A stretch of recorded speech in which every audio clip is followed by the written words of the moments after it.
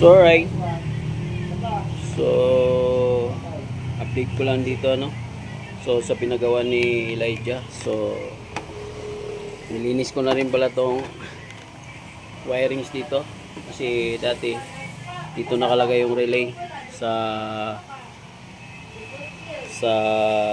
mini driving light tsaka headlight.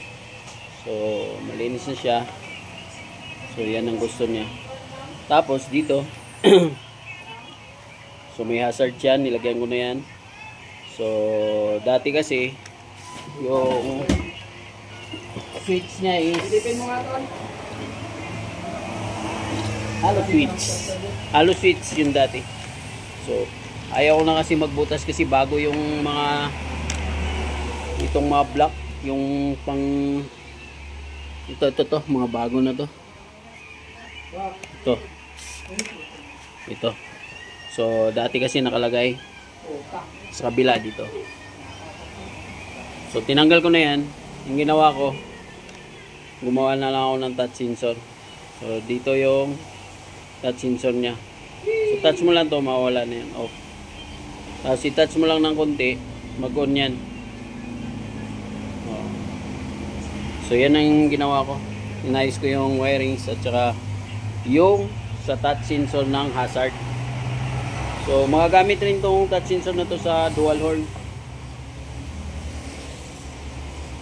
O diba? Hawakan ko lang dito, patay yan. Yan nyo. O diba? Hawakan ko lang konti. All goods. So takpan ko na lang yan. Pwede na itong kunin na mayari. So yan. All goods.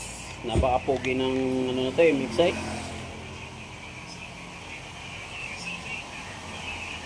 So ayan, pakita natin sa likod. Yan, nakasard siya.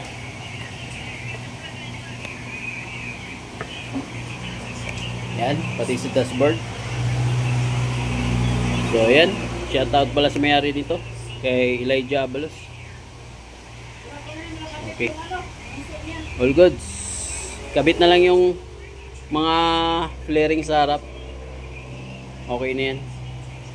So wala na siyang halo switch. 59.